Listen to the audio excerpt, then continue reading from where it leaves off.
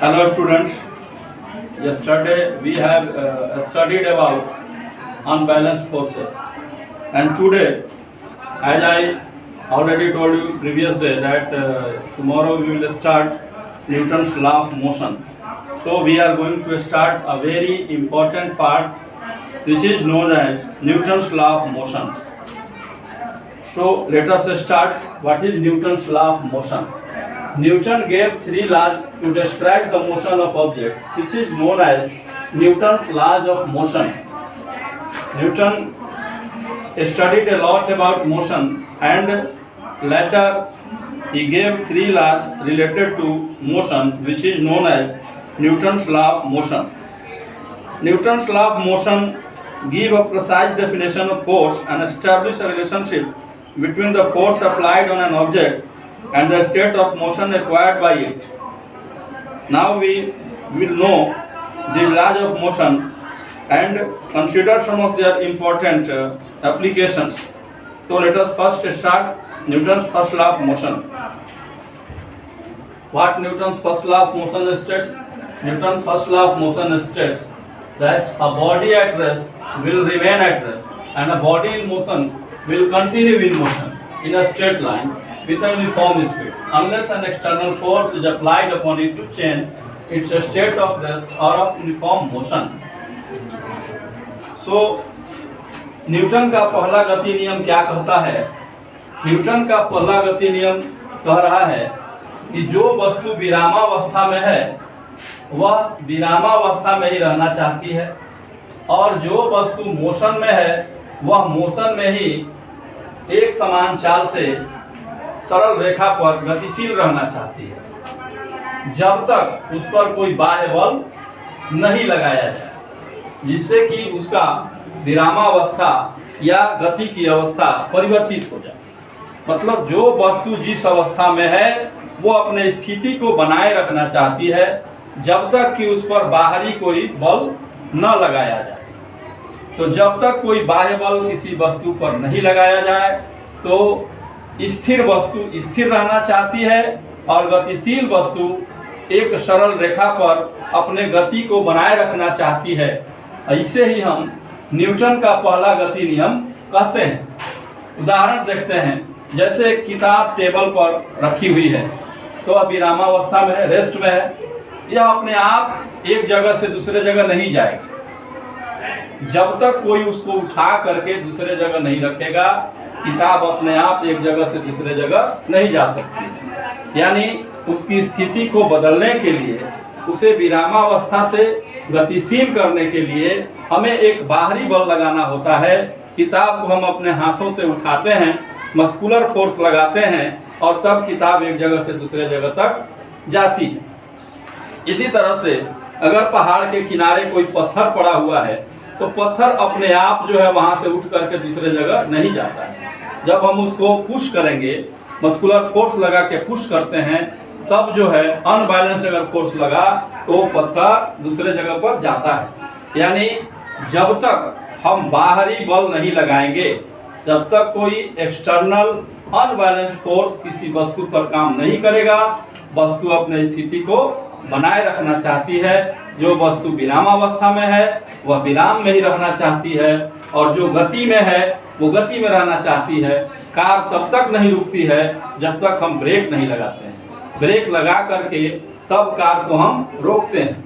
यानी अगर हमने ब्रेक नहीं लगाया होता तो कार अपने स्पीड से चलती रहती है।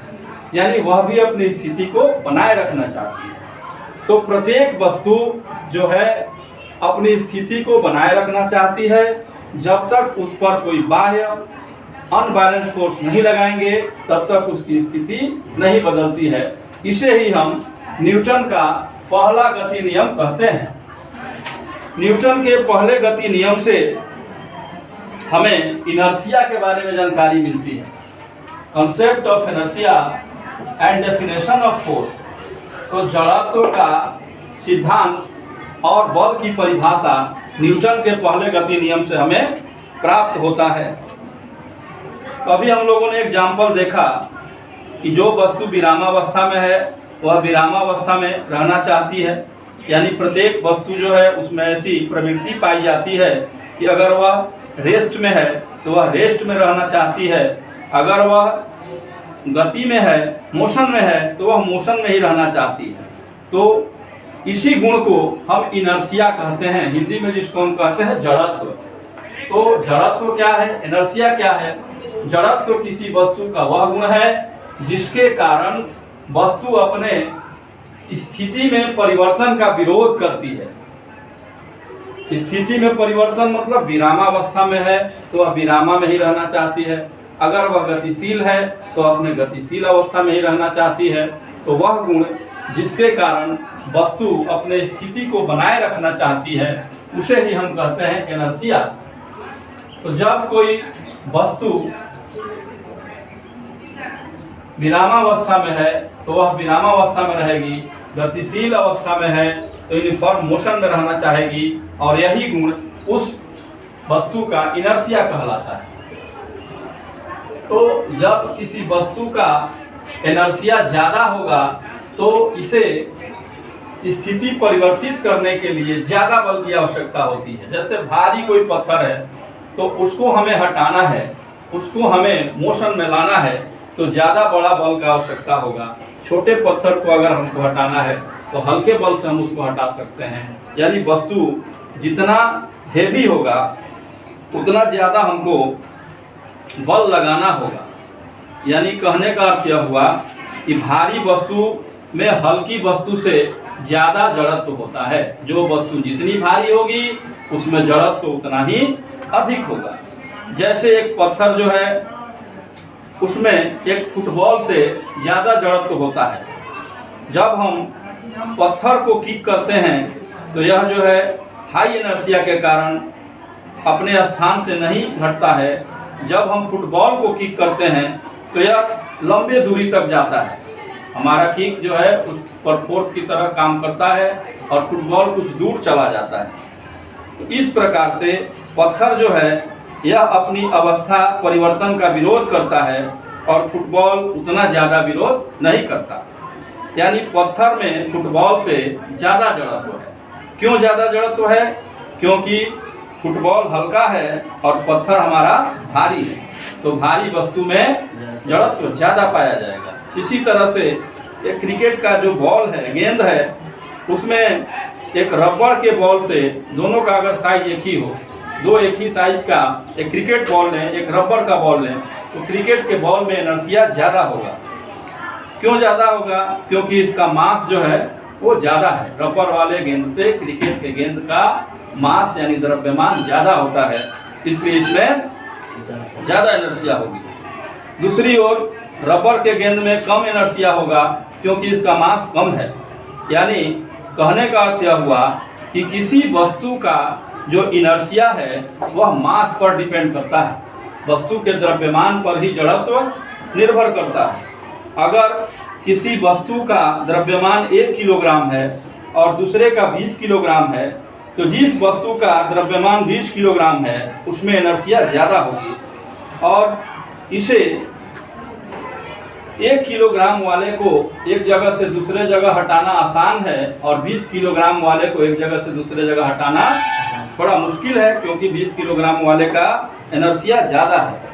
तो इससे यह निष्कर्ष निकलता है कि एनर्शिया जो है इससे ओवरकम करने के लिए वस्तु को हमें विरामावस्था से गति में लाने के लिए हमें एक बाहरी बल की आवश्यकता होती है।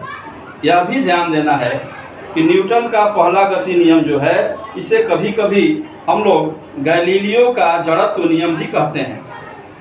अब एक एग्जाम्पल देखते हैं Newton first law of motion से कि वस्तु का इनर्शिया कैसे काम करता है। एक शीशे का ग्लास ले लिया, उस पर एक चौकोर कार्ड रख दिया और एक सिक्का उस कार्ड के ऊपर रख देते हैं। जब हम कार्ड को अपने उंगली से ऐसे फ्लिक करते हैं तो कार्ड दूर चला जाता है और सिक्का जो है ग्लास के नीचे अंदर चला जाता है। यह क्या व्याख्या करता है? यह बताता है कि शुरू में कार्ड और सिक्का दोनों विरामावस्था में थे जब हमने कार्ड को हीट किया अपने फिंगर से तो कार्ड पर एक बल लगा और इसकी अवस्था विरामावस्था से गति अवस्था में चली गई, जिसके कारण कार्ड जो है शीशे के ग्लास से दूर चला गया। तो जो हमने फोर्स लगाया उसको फ्लिप करने में, वह सिक्के पर काम नहीं किया, इसलिए सिक्का जो है वह अपने विरामावस्था को बनाए रखना चाह रहा था और वह नीचे आ गया। लेकिन कार्ड को जैसे हमने फ्लिप किया, कार्ड जो है गति में आ गया, कार्ड दूर चला गया, सिक्का इनर्शिया ऑफ रेस्ट के कारण नीचे आकर के गिर गया। अब दूसरा जो पार्ट है मोशन वाला पार्ट कहता है कि जब कोई वस्तु एक समान गति में होती है तो यह अपने एक समान गति की अवस्था को बनाए रखना चाहती है जब तक इसको कोई बाह्य बल इस पर न लगे। जब तक बाहरी असंतुलित बल नहीं लगेगा, गतिशील वस्तु गति में रहना चाहेगी। जैसे यदि साइकिल कोई चल रही है तो साइकिल लगातार चलते रहती है, वह रेस्ट में आना नहीं चाहती है।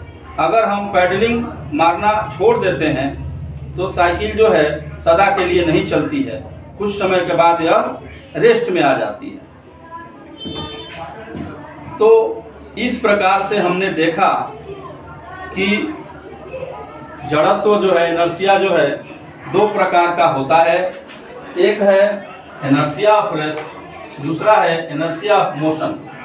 तो जड़त्व के दो प्रकार हैं, गति का जड़त्व, विराम का जड़त्व। पहला है विराम का जड़त्व, दूसरा है गति का जड़त्व।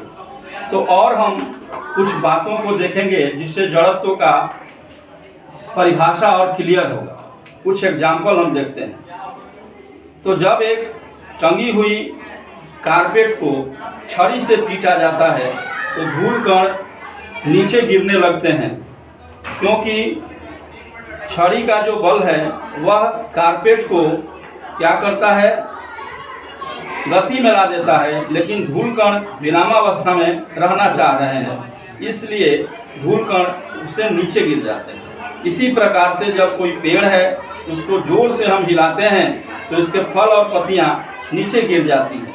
तो पेड़ हिलता है और फल और पत्तियां जो है वह विरामावस्था में रहना चाह रही है, इसलिए वह पेड़ से अलग होकर के नीचे गिर जाती है।